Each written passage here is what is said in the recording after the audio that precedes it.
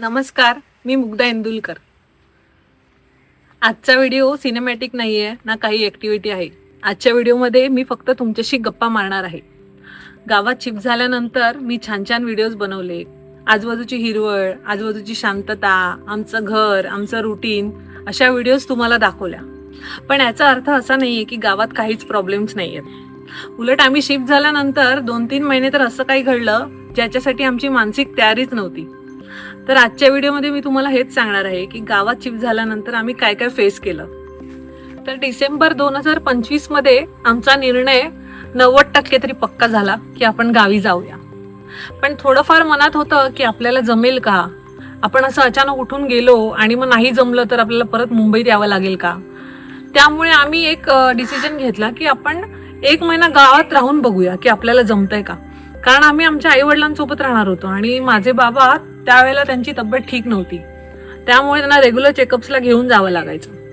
तर आम्ही विचार केला की आम्ही 1 महिना राहून बघतो. तो एक फेब्रुवारीला आम्ही गावी आलो आणि तो पूर्ण महिना आम्ही डिसाईड केलं की आम्ही इथे राहून बघतो आम्हाला जमते का.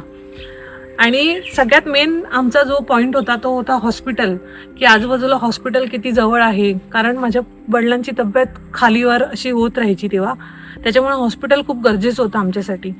तर इथे आजूबाजूला हॉस्पिटल्स खूप चांगले आहेत. आणि तर आम्ही फेब्रुवारीमध्ये राहिलो आणि तेव्हा थोडी थंडी होती म्हणून छान वाटलं. तर महिनाभर असा काही प्रॉब्लेम नाही झाला. जगण्यासाठी ज्या सुखसुविधा लागतात त्या सर्व इथे होत्या. त्याच्यामुळे आम्ही विचार केला की ठीक आहे आपण येऊया. तर फेब्रुवारीच्या एंडला आम्ही पुन्हा मुंबईला गेलो आणि मार्चचा पूर्ण महिना आम्ही पूर्ण पॅकिंग केली. जे फर्निचर वगैरे काही गोष्टी आम्हाला इथे आणायच्या होत्या तर त्या आम्ही सगळ्या इथे पाठवून दिल्या. कुरिअरनी नो ब्रोकरमधून आम्ही त्या इथे पाठवल्या आणि 1 एप्रिलला आम्ही गावी आलो. सगळं तिकडचं जे पण आमचा संसार जो पण आम्ही 5 वर्ष तिकडे क्रिएट केलेला ते सर्व घेऊन आम्ही इथे आलो. माझे आईवडील आणि सिद्धेशचे आईवडील असे आम्ही 6 जण इथे आलो गावी राहण्यासाठी. जे सगळ्यात पहिलं आव्हान आमच्या समोर उभं राहिलं ना ते म्हणजे उन्हाळा. कोकणात खूप गरमी असते हे मी ऐकून होती, पण एवढी असते हे नव्हतं माहीत. आणि यावर्षी तसंही खूप ऊन होतं, खूप गरमी होती, सगळीकडेच होती. पण कसं आहे ना, आई वडिलांसोबत राहतो त्याच्यामुळे त्यांना गरमीचा खूप त्रास झाला. मी आणि सिद्धेश तरी कसं तरी आम्ही जमून घेत होतो. आम्ही पूर्ण दुपार सकाळी 11 ते संध्याकाळी 6 वाजेपर्यंत आम्ही घरात बसतच नव्हतो. कारण आमच्या घराला पत्रे आहेत. तर जे पत्रे असतात त्याच्यामध्ये हीट इतकी येते की आतमध्ये पूर्ण गरमी होते, तर तुम्ही घरात बसूच शकत नाहीत. त्याच्यामुळे आम्ही इथे जी मोठी मोठी झाडं होती त्याच्या खाली खुर्च्या टाकून चटई टाकून पूर्ण दुपार आम्ही त्या हवेवरती बसायचो. गरम होत होतं पण घरापेक्षा तरी कमी होत होतं. पण माझे बाबा आणि माझी सासू ह्यांना जास्त त्रास झाला गरमीचा. माझ्या बाबांना तर श्वास घ्यायला सुद्धा त्रास होत होता गरमीमुळे. तर आमच्या ज्या काकी आहेत त्यांच्या घरात लाकडाचा माळा आहे, त्याच्यामुळे दुपारी आम्ही पप्पांना तिथे झोपायला पाठवत होतो. आणि रात्री कसे तरी 14 जण बिचारे ॲडजस्ट करत होते की गरमी होत होती तरी पण. आणि गरमीमध्ये मग आम्ही खूप थंड खाणं, शरीर थंड ठेवणं हे सगळं करतच होतो. पण तरी पण तेव्हा असा विचार आला मनात की हे आपण बरोबर घेतलाय का डिसिजन, की एप्रिलमध्ये गावात येणं हा डिसिजन योग्य होता का. पण आईवडिलांचा पण साथ खूप होती आणि आम्ही पण गिवअप केलं नाही.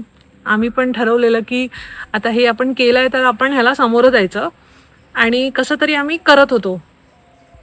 आणि त्याच्यामध्ये पण एक दुसरं आव्हान त्याच्यामध्येच आम्हाला जे जाणवलं ते इथे ना काम करण्यासाठी पटकन माणसं भेटत नाहीत. की मुंबईमध्ये कसं असतं, काही काम असेल एक फोन केला की 1 तासाच्या आत तो माणूस घरी येतो.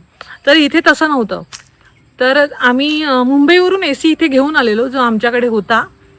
पण आम्ही एप्रिलमध्ये आलेलो आणि तो AC लावायला आम्हाला मे महिना आला.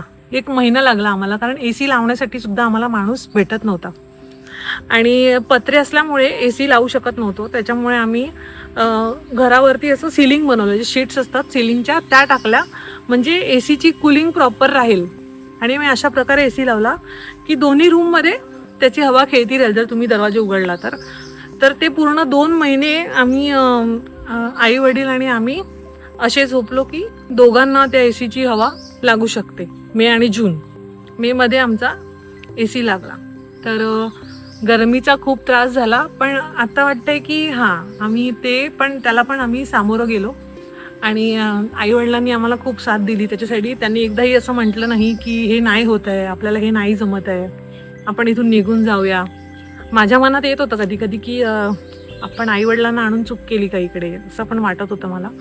पण मुंबईत पण गरमी होतीच, असं नाही की फक्त इथेच होती. त्याच्यामुळे ते मध्ये मध्ये स्वतःलाच एक असं सांगत होती मी, तिकडे पण ह्यांना गरमी लागणारच होती ना. तर पहिलं आव्हान ते होतं. त्याच्यात दुसरं आलेलं ते की इकडे माणसं भेटत नाहीत. त्याच्यामुळे इथे कसं आहे ना, जी छोटी मोठी कामं आहेत ती तुम्हाला स्वतःलाच शिकायला लागणार. त्याच्या प्रत्येक कामासाठी तुम्हाला माणसं भेटणार नाही आहेत, असं इकडे. त्यानंतर ज्या तिसऱ्या आव्हानाला आम्ही सामोरं गेलो ते म्हणजे पाणी. मे महिन्यामध्ये आमच्या विहिरीचं पाणी तळाशी लागलं होतं. पिण्यासाठी पाणी आम्हाला नव्हतं. त्यामुळे आम्ही मार्केटमध्ये जाऊन बिस्लरीच्या ज्या बॉटल्स असतात ते घेऊन येत होतो. दररोज जाऊन आम्ही त्या बॉटल्स घेऊन येत होतो. आणि मे महिन्यामध्ये आमच्याकडे थोडे पाहुणे वगैरे पण आले होते, त्याच्यामुळे रोज पाणी आणणं गरजेचं होतं. आणि जे घरात आपल्याला इतर कामांसाठी पाणी लागतं, भांडी घासायला, कपडे धुवायला वगैरे, तर त्या पाण्यासाठी आम्हाला श्रीदादा आणि आसारी वहिनींनी खूप मदत केली. दररोज ते आम्हाला पाणी देत होते, कारण त्यांच्याकडे ती पाण्याची लाईन आहे. तर त्यांचं पाणी भरून झाल्यानंतर पुढच्या वेळेस जितकं पाणी राहत होतं तर ते आम्हाला देत होते तेव्हा पाणी. तर तो पाईप आम्ही लावून आमची जी टाकी आहे वगैरे ते भरून घेत होतो. तर त्याच्यामुळे तो प्रॉब्लेम इतका जाणवला नाही, पण पिण्याच्या पाण्याचा प्रॉब्लेम जाणवला. कारण विहिरीचं पाणी कमी कमी जेव्हा होत होतं तेव्हा जे आम्ही पाणी पित होतो त्याच्यामुळे मला आणि माझ्या सासूला पाण्याचं इन्फेक्शन झालं होतं एकदा. हे आधी कधी झालं नव्हतं, इथे झालं. त्याच्यामुळे मग आम्ही विचार केला की नको, आपण बिस्लरीचंच पाणी घेऊया. आणि आता पाऊस पडल्यानंतर तर पूर्ण विहीर भरलेलीच आहे. पण आम्हाला जो एक मोठा जो प्रॉब्लेम फेस करावा लागला मेमध्ये तो पाण्याचा होता.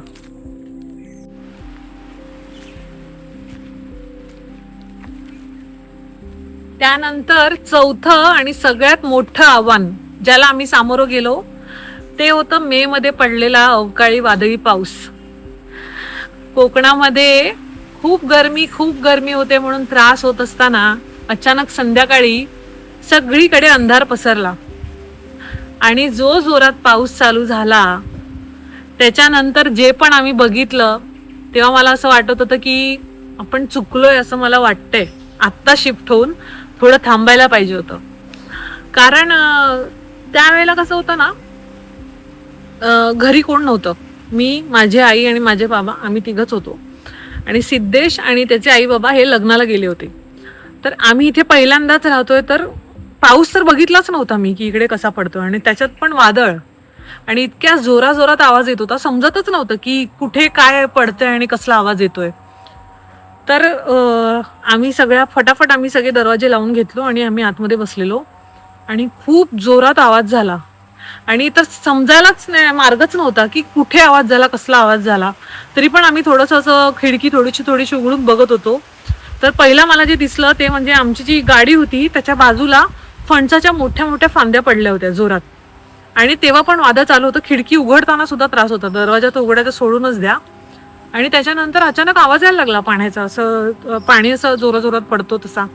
तर मागे जाऊन बघितलं आम्ही पडवीमध्ये, तर पत्र जे होतं ते फुटलं होतं.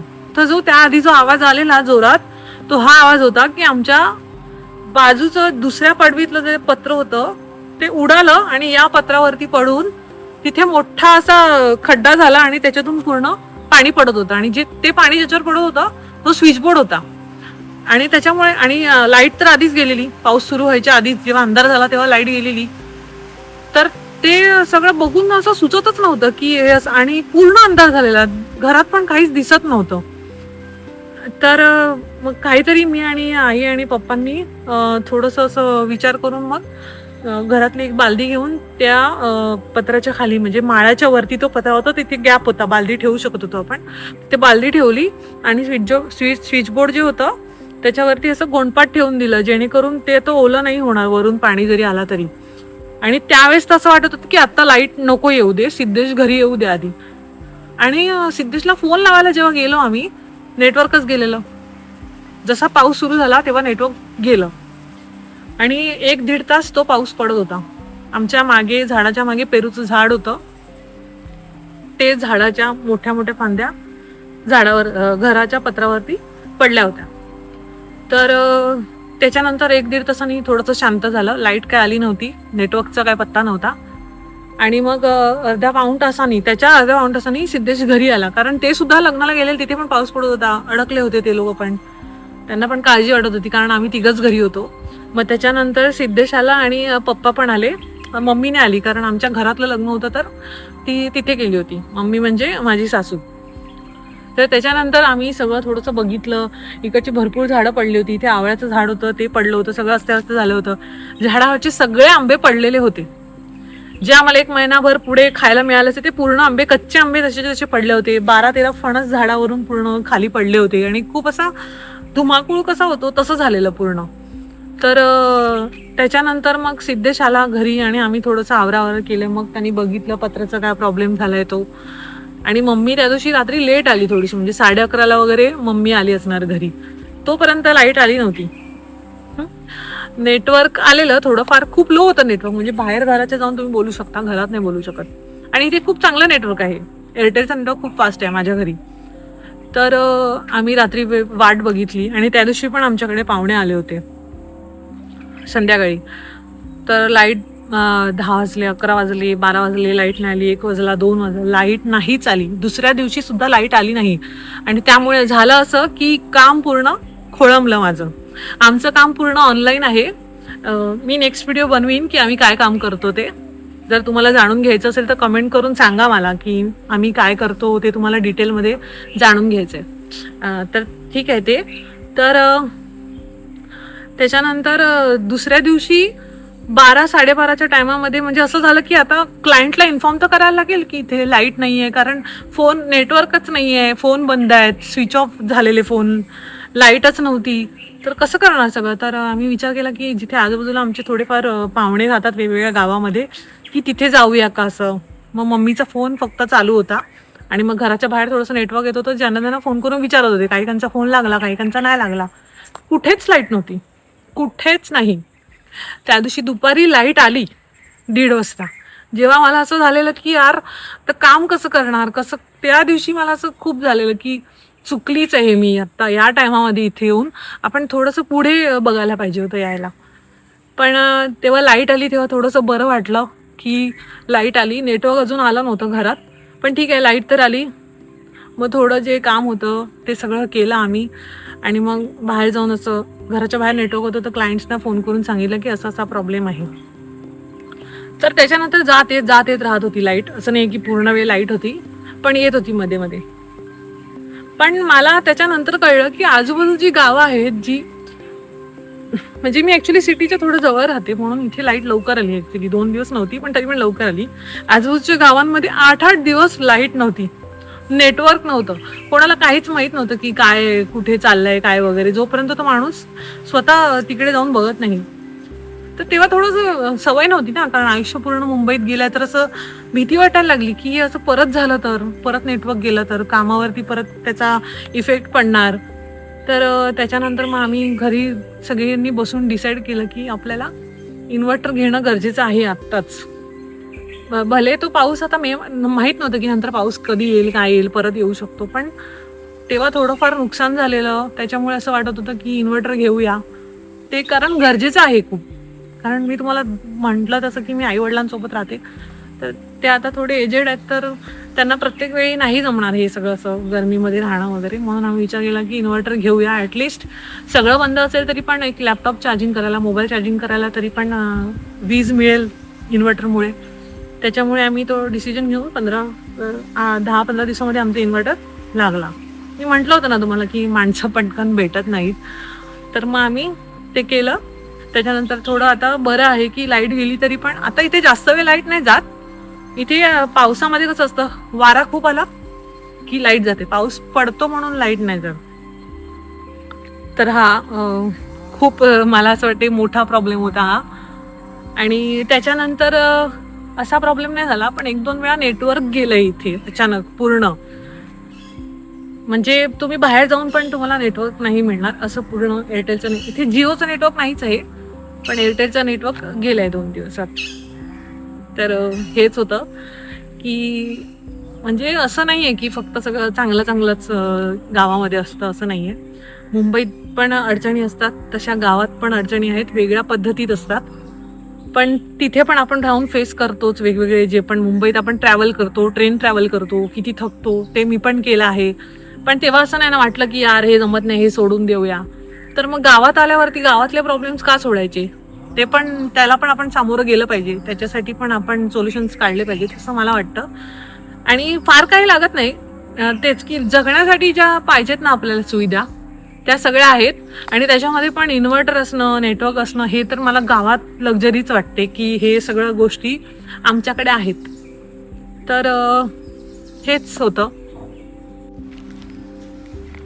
तर असे छोटे मोठे प्रॉब्लेम्स पण खूप आहेत, पण जे सगळ्यात मोठे प्रॉब्लेम्स होते, ज्याच्यामुळे ॲक्च्युली काहीतरी थोडंफार नुकसान झालं किंवा त्रास झाला कोणाला, ते प्रॉब्लेम्स मी तुम्हाला सांगितलेत. छोटे मोठे जे होते ते आपण सगळेजण ॲडजस्ट करतो, तसं आम्ही पण करतो. पण आत्ता जे मिळतंय ना, आता पावसात जे अनुभवतोय, भरपूर पाणी आहे आणि खूप छान सकाळ असते इकडे, खूप आनंदी वाटतं. त्याच्यामुळे वाटतं की मागे वळून बघितलं ना की असं वाटतं की असं वाटतं की म्हणजे की थँक गॉड की आपण गिव्हअप नाही केलं आणि आपण पुन्हा मुंबईला जायचा विचार केला नाही. आणि आता सवय झाली आहे असं वाटते की आठवण येते मुंबईची. पण असं नाही की तिथेच जाऊन राहायचं आहे, इथे जमत नाही, असं नाही. उलट इथे आल्यानंतर आमच्या सगळ्यांच्या तब्येतीमध्ये खूप फरक झाला आहे. जे पण काय प्रॉब्लेम्स असायचे तिकडे, ते सगळे कमी झाले आहेत. आणि माझ्या पप्पांना पण आता खूप बरं वाटते इथे, कारण आम्ही एकदम निसर्गाच्या जवळ राहतो, खूप जवळ राहतो. मुंबईत जिथे मी राहत होती तिथे आजूबाजूला झाडं पण नव्हती, म्हणजे समोर बिल्डिंग, बाजूला बिल्डिंग, सगळीकडे बिल्डिंग्सच असायच्या. आणि इथे जिथे बघू तिथे झाडंच आहेत. तर त्याच्यामुळे आणि ते खूप चांगलं झालं की आम्ही इथे आलो आणि माझ्या पप्पांची तब्येत खूप चांगली झाली. माझे सासू सासरे पण खूप खुश आहेत, आई वडील खूप खुश आहेत की आम्ही एकत्र राहतोय. तर हाच व्हिडिओ होता. आणि तुम्हाला अजून काय माहिती हवी असेल माझ्याकडून, तर तुम्ही मला सांगा कॉमेंटमध्ये, मी त्याच्यावरती व्हिडिओ बनवीन. कारण प्रत्येक कॉमेंटचं उत्तर देता येणार नाही, प्रत्येकाचे प्रश्न पण वेगळे असतात. तर असे 15-20 प्रश्न जरी वेगवेगळे माझ्याकडे आले तर त्याच्यावरती एक व्हिडिओ बनवून मी तुम्हाला त्याची उत्तरं देऊ शकते.